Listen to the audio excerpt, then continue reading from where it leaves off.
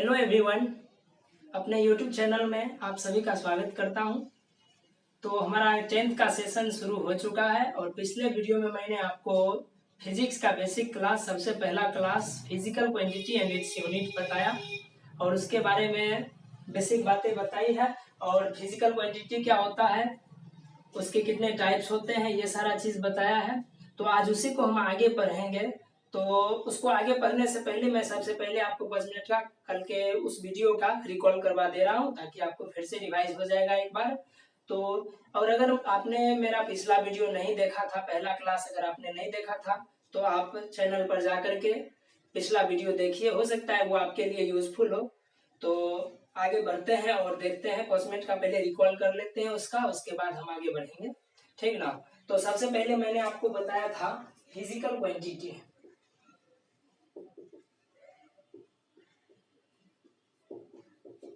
Physical quantity, physical quantity किसको कहते हैं? वैसा क्वांटिटी जो किसी भी ऑब्जेक्ट के फिजिकल प्रॉपर्टी के मेजरमेंट के लिए लिया जाता है, उसी को फिजिकल क्वांटिटी बोलते हैं। The quantity which is used to quantify the physical property of an object by measurement is called physical quantity। आप लोग ये पहले से ही जानते हैं, ठीक ना। तो उसके बाद इसका टाइप्स मैंने बताया था कि इसका टाइप्स क्या होता है।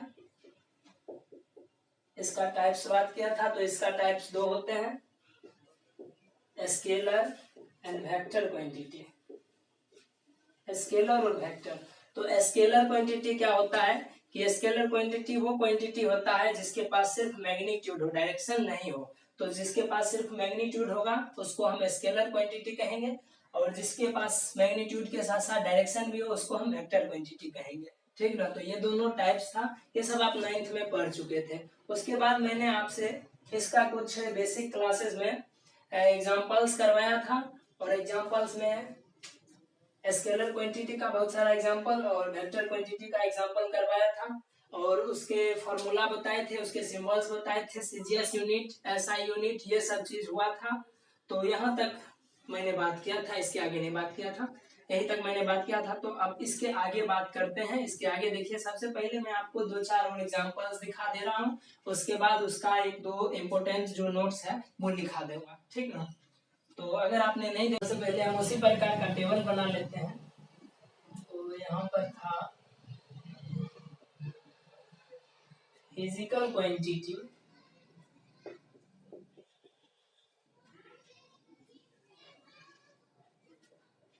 यहाँ पर सिंबल,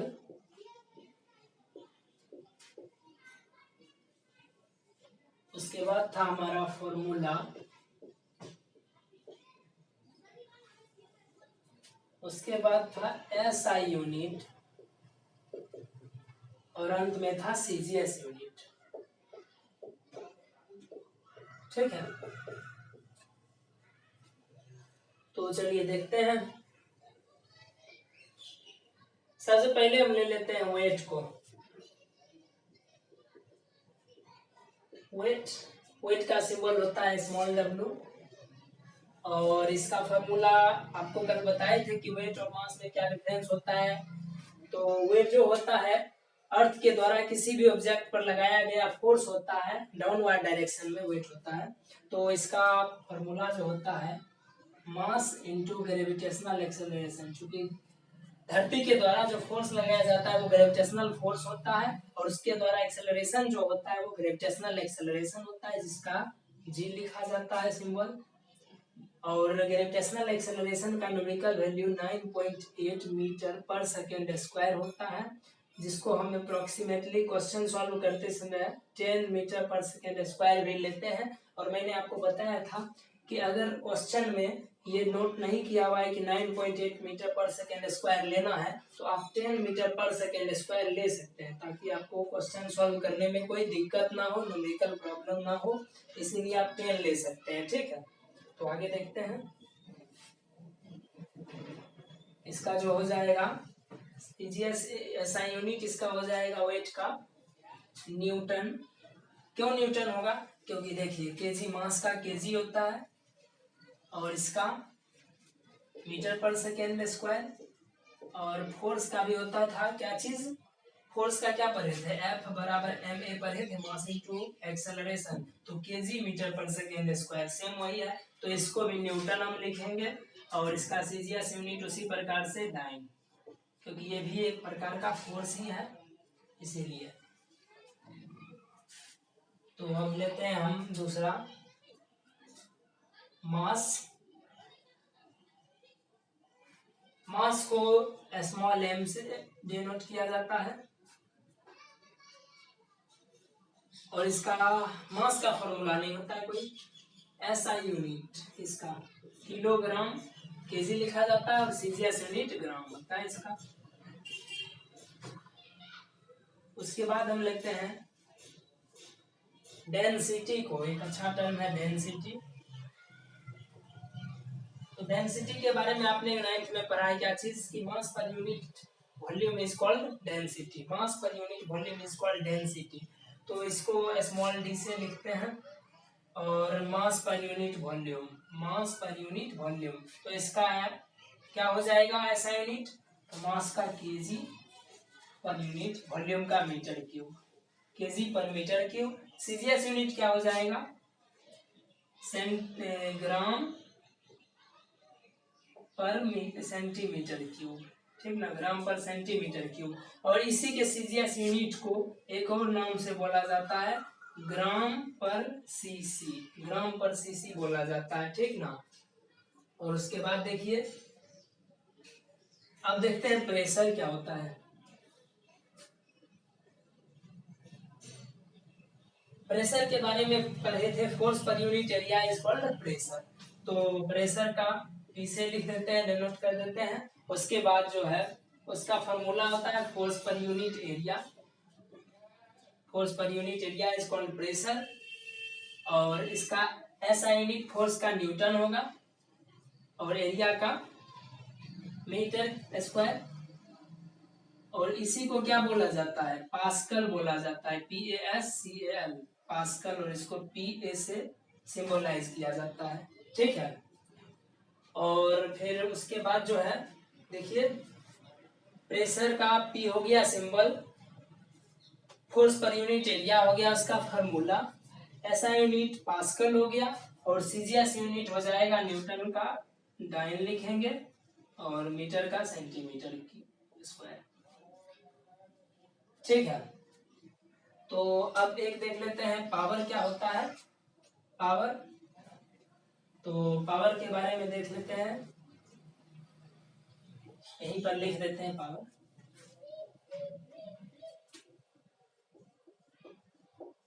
लास्ट में आपको मैंने पढ़ाया था कि पावर होता है rate of doing work is called power, या फिर इसका दूसरा definition work done per unit time is called power.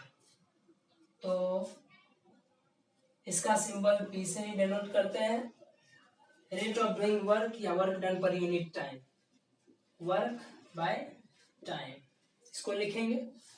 इसका ऐसा यूनिट क्या होगा, वर्क का होगा जूल और टाइम का पर सेकेंड, जूल पर सेकेंड। इसको आप इस प्रकार से भी लिख सकते हैं, जूल पर सेकेंड, या फिर इसका ऐसा यूनिट जूल पर सेकेंड को क्या बोला जाता है, वाट, WHAT नहीं, WATT, ठीक ना, वाट बोला जाता है। और इसका सीजीएस यूनिट क्या हो जाता है, जूल का क्या होगा अर्ध, और सेकेंड का क्या होगा, सेकेंड ही रहेगा ना, टाइम का सीजीएस यूनिट और ऐसा यूनिट दोनों सेम होता है, ठीक ना। तो इसको लिख लीजिए, उसके आगे हम चलते हैं होंगे। उसका क्या होता है,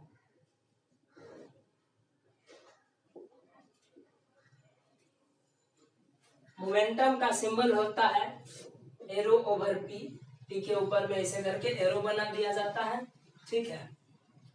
फॉर्मूला होता है, इसका डेफिनेशन क्या हुआ, मोमेंटम का product of mass and velocity is called momentum, mass और वेलोसिटी के प्रोडक्ट को मोमेंटम बोला जाता है। तो इसका फॉर्मूला हो गया m into V, mass into velocity. अब इसका ऐसा यूनिट क्या हो जाएगा, मास का केजी और वेलोसिटी का मीटर पर सेकेंड। तो टोटली क्या हो गया इसका, केजी मीटर केजी मीटर पर सेकेंड। ठीक है, इसको एक प्रकार से और लिखा जा सकता है, केजी मीटर और पर सेकेंड में ऐसे करके ऊपर ले आते हैं इसको रिवर्स में, तो -1 ऊपर में लिख देते हैं। ठीक है, और इसका सीजीएस यूनिट क्या लिखते हैं, केजी का हो जाएगा ग्राम, केजी का ग्राम, मीटर का सेंटीमीटर और सेकेंड का तो सेकेंड ही रहेगा, तो ग्राम सेंटीमीटर पर सेकेंड इसका सीजीएस यूनिट होता है। यहाँ तक आप लोग समझ गए। उम्मीद है कि कोई डाउट यहाँ तक में आपको नहीं होगा। तो चलिए आगे बढ़ते हैं। थोड़ा सा एक छोटा नोट सा है जिसको आप इलेक्ट्रिसिटी चैप्टर में भी 10 के फिजिक्स में पढ़िएगा, और आगे चल करके एक और चैप्टर है उसमें भी पढ़िएगा आप। तो देखते हैं वो कौन सा नोट्स है, और ये डेली लाइफ में भी यूज होता है, और वो है पावर से रिलेटेड चीज। आपके घर में बिजली का बिल तो जरूर आता होगा, तो वो बिल कैसे आता है, उसको कैसे मेजर किया जाता है, कितना कैसे खर्च होता है बिजली बिल, ये आप खुद से भी कैलकुलेट कर सकते हैं। क्लास 9 में भी पढ़ाया गया था, क्लास 10 में भी पढ़ाया जाएगा फिजिक्स में। तो एक छोटा सा उसके लिए आपको नोट लिखा दे रहे हैं, वो आप लोग ध्यान में रखिएगा। तो होता क्या है कि पावर के बारे में क्या पढ़ेंगे, पावर क्या होता है कि rate of doing work is called power, यानी कि इसका फॉर्मूला अगर बोले तो क्या हो जाएगा, वर्क बाय टाइम, ये होता है फॉर्मूला, वर्क बाय टाइम। तो पावर का फॉर्मूला वर्क बाय टाइम हो गया, इसको सिंबॉलिक रिप्रेजेंट कर देते हैं वर्क बाय टाइम। और आप एक चीज और पढ़े थे कि वर्क क्या चीज होता है, वर्क के बारे में क्या चीज पढ़े थे आप लोग। अच्छा, वर्क को इसका डेफिनेशन बोलने से बढ़िया है, वर्क किसके बराबर है, ये चीज आप लोग तो जानते होंगे, एनर्जी के बराबर है। एनर्जी के बराबर होता है वर्क। और एनर्जी क्या होता है कि कैपेसिटी और ability to do work is called energy, और product of force and displacement is called work, यानी कि किसी भी ऑब्जेक्ट पर हम फोर्स लगाते हैं और यदि उसका डिस्प्लेसमेंट हो जाता है तो वर्क डन कहलाता है। वो किसी भी ऑब्जेक्ट पर हम फोर्स लगाए, डिस्प्लेस हो गया वो ऑब्जेक्ट, तो वर्क डन हो गया हमारा। और एक पहले 9th में एक क्वेश्चन होता था कि 1 जूल वर्क किसको कहते हैं, जब किसी भी ऑब्जेक्ट पर 1 न्यूटन का फोर्स लगता है और वो ऑब्जेक्ट 1 मीटर आगे चला जाता है, 1 मीटर डिस्प्लेस कर जाता है। एक न्यूटन का फोर्स लगा और वो 1 मीटर अगर आगे चला गया तो इतने वर्क को हम 1 जूल वर्क कहते हैं। ये work done 1 joule work done कहलाता है। तो इसी के लिए, इसी से रिलेटेड हम एक चीज देखते हैं। अभी तुरंत हमने पढ़ा कि आवर बराबर वर्क बाय टाइम, और अभी आपने 9th में रिलेशन हम बताए थे आपको कि पावर बराबर वर्क बाय टाइम तो होता है, और वर्क किसके, so work is equal to energy, क्योंकि जितना एनर्जी रहेगा उतना ही ना आप काम कर पाइएगा। तो वर्क और एनर्जी आपस में इक्वल होता है। तो हम इस फॉर्मूला में थोड़ा सा चेंजिंग करके ऐसा लिख सकते हैं, पावर बराबर वर्क बाय टाइम होता था तो power equal to energy by time भी लिख सकते हैं, इसको बात बराबर ही होगा। तो एनर्जी बराबर क्या हो जाएगा, energy equal to power into time, power into time हो गया। अब इस रिलेशन, अब पावर से रिलेटेड एक छोटा सा नोट देखते हैं, पावर और एनर्जी के बीच का वो रिलेशन है। तो देखिएगा, सबसे पहला नोट लिखते हैं कि SI यूनिट ऑफ, इसको हम ऊपर में लिख दे रहे हैं, ठीक ना। अभी जो रिलेशन हमने पढ़ा, अभी जो रिलेशन हमने पढ़ा वो ऊपर में हम लिख दे रहे हैं, पावर बराबर एनर्जी बाय टाइम पढ़े थे तो एनर्जी का डायरेक्टली लिख लेते हैं, एनर्जी बराबर पावर इनटू टाइम, ये रिलेशन था हमारा। तो अब देखिए SI यूनिट ऑफ एनर्जी क्या होता है, SI यूनिट ऑफ एनर्जी होगा जूल। और कॉमर्शियल यूनिट ऑफ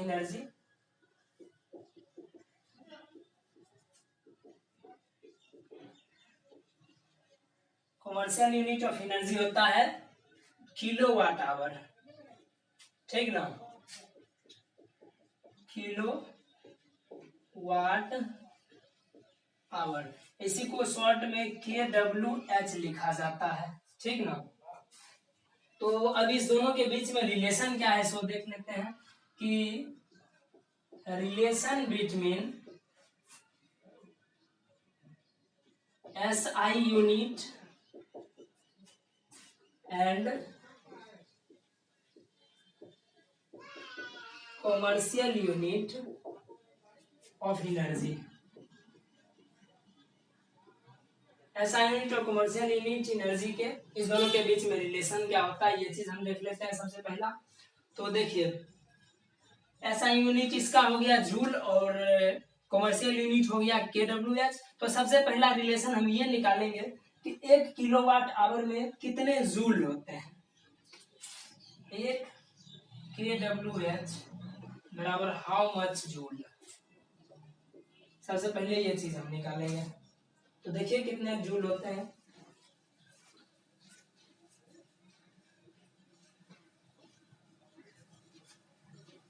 अच्छा 1 केजी में कितने ग्राम होते हैं, ऊपर में मैं लिख दे रहा हूं इसको, 1 KWH is equal to how much joule.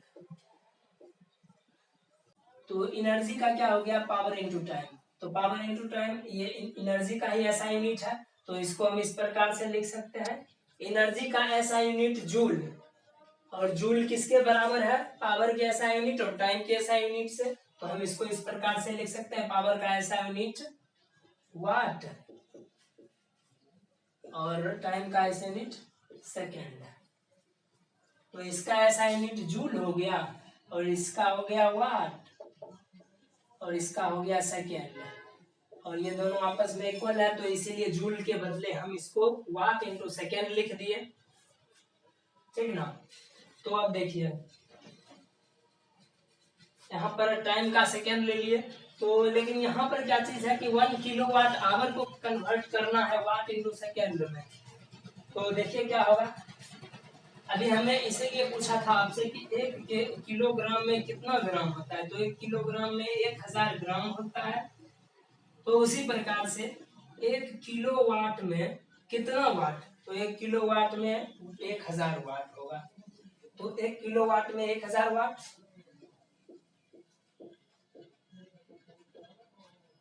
Into 1 our में कितना सेकेंड्स होगा, 1 आवर में 60 मिनट होते हैं, और सेकेंड के लिए फिर से 60 से मल्टीप्लाई करना होगा, तो इतना सेकेंड, ठीक है। तो अब देखिए मल्टीप्लाई कर लीजिए,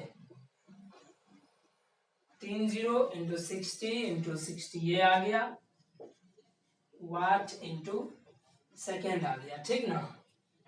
तो देखिए यहाँ पर 36 इंटू 10 टू दी पावर 3 0 यहाँ पर 2 0 10 टू दी पावर 5 हो गया। और ये वाट इंटू सेकेंड को हम क्या लिख सकते हैं, फिर से वापस इसको यही लिख लेते हैं जूल, ठीक ना। तो अब देखिए इसको हम इस प्रकार से भी लिख सकते हैं, 3.6 into 10 to the power 6 joule. तो 1 किलोवाट आवर में कितना जूल होता है।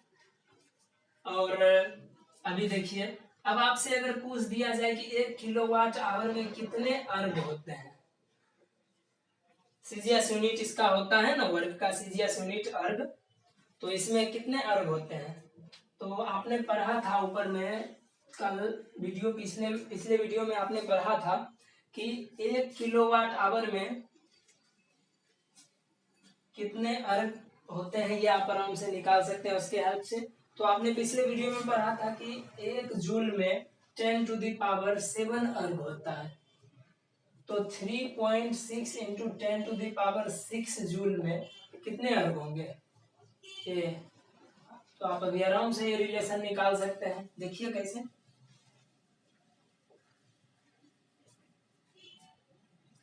तो 3.6 इंटू 10⁶ इंटू 10⁻7 अर्ग, इतना ही अर्ग होगा। बेस सेम है और पावर डिफरेंट है, तो ऐड कर देते हैं 6 इंटू 10⁻13 हो गया इतना अर्ग। यानी कि 1 किलोवाट आवर में 3.6 इंटू 10⁻6 जूल होता है, और अगर अर्ग के टर्म में पूछा जाए तो 3.6 इंटू 10⁻13 अर्ग होता है। ये चीज आप लोग ध्यान रखिएगा, ठीक है। तो अब मैं कुछ एग्जांपल्स लिख दे रहा हूँ, जिसको आप लोग कैटेगराइज करके आइएगा कि वो स्केलर क्वांटिटी है या वेक्टर क्वांटिटी है, ठीक ना। इसको आप लोग बना करके आइएगा एज अ होमवर्क। जैसे यहाँ पर होमवर्क मिलता था तो आप लोग खुद से कीजिएगा घर पर, और उसके बाद अगले वीडियो में मैं आपको उसको एक्सप्लेन कर दूंगा कि वो स्केलर क्वांटिटी क्यों है, वो वेक्टर क्वांटिटी क्यों है, इसके लिए मैं एक्सप्लेन कर दूंगा। तो देखते हैं कुछ examples. Classify the following examples लिखिए या फिजिकल क्वांटिटी।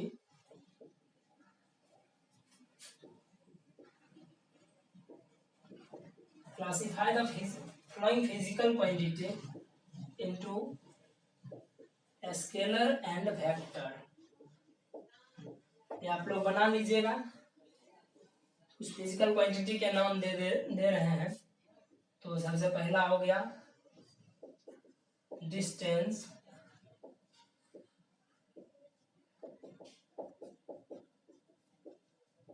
डिस्प्लेसमेंट, तीसरा हो गया स्पीड, चौथा हो गया वेलोसिटी, एक्सेलरेशन,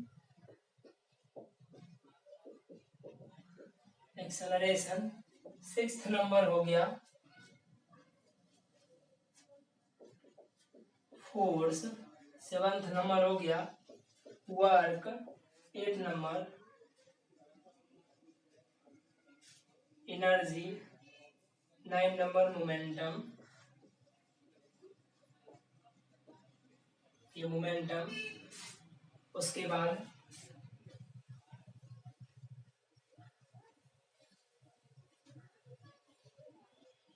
टेन नंबर हो गया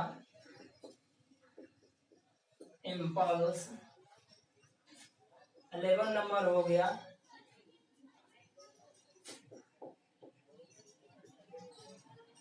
पावर, और एक इलेक्ट्रिसिटी चैप्टर में अभी आएगा आपको करंट। तो अच्छा वो छोड़ दीजिए, अभी है उसको नहीं पढ़ना है, अभी आप ही हम पढ़ाए भी नहीं है तो उसको नहीं पढ़ना है, अभी लिखना नहीं है, आगे पढ़ाएंगे तब जा करके आप उसको लिख लीजिएगा। आप लोग इतना ही कैटेगराइज करके आइएगा, अगर और कुछ बचा हुआ है वो सब कैटेगराइज कर लीजिएगा, जो भी चीज छूट गया होगा वो सब चीज आप लोग कैटेगरी सबको इसमें क्लासिफाई कर लीजिएगा, scalar quantity and vector quantity, यही सबको कर लीजिएगा। ये ज्यादा एग्जांपल्स देखिए, ये लिख लीजिएगा ताकि आपको सिंपली समझ में आ जाएगा कि ये स्केलर क्वांटिटी क्यों है, ये वेक्टर क्वांटिटी क्यों है। अगर आप लिखना चाहते हैं तो यहाँ पर देखिए लिख लीजिए, वेट भी लिख लीजिए, मास भी लिख लीजिए, यही सब चीज करके आइएगा। और आगे क्या ज्यादा नहीं करना है, बस इतना ही चीज करके आइएगा। और इसको स्केलर क्वांटिटी और वेक्टर क्वांटिटी में कैटेगरी दोनों को कैटेगराइज कर लीजिएगा, ठीक है। तो आज के लिए बस इतना ही। इसके आगे अगले वीडियो में हम बात करेंगे ये क्यों स्केलर क्वांटिटी है, क्यों वेक्टर क्वांटिटी है, और उसके बारे में थोड़ा सा डिटेल में चर्चा कर लेंगे। और उसके बाद ये अगला जो होगा हमारा फिजिक्स का लास्ट क्लास अप्रोक्स होगा, वो लास्ट क्लास बेसिक क्लास। अभी तक मैंने 10th का फिजिक्स स्टार्ट नहीं किया है। 10th का फिजिक्स का पहला चैप्टर है इलेक्ट्रिसिटी, जो कि मैं कुछ दिनों के बाद स्टार्ट करूंगा। शुरुआत में मैं बेसिक क्लास लूंगा, फिजिक्स का ले रहा हूँ। उसके बाद फिजिक्स खत्म होने के बाद केमिस्ट्री का बेसिक क्लास लूंगा, और कल आपको केमिस्ट्री का अगले वीडियो में आपको केमिस्ट्री का कौन सा टॉपिक पढ़ाया जाएगा वो बता दिया जाएगा। और उसके बाद मैं 10th क्लास का मैथ स्टार्ट करूंगा। तो तब तक के लिए आप यही सब बनाइए, पढ़िए, घर पर पढ़िए, घर पर रहिए और कहीं इधर उधर मत जाइएगा, घर पर रहिएगा, ठीक है। Thank you very much.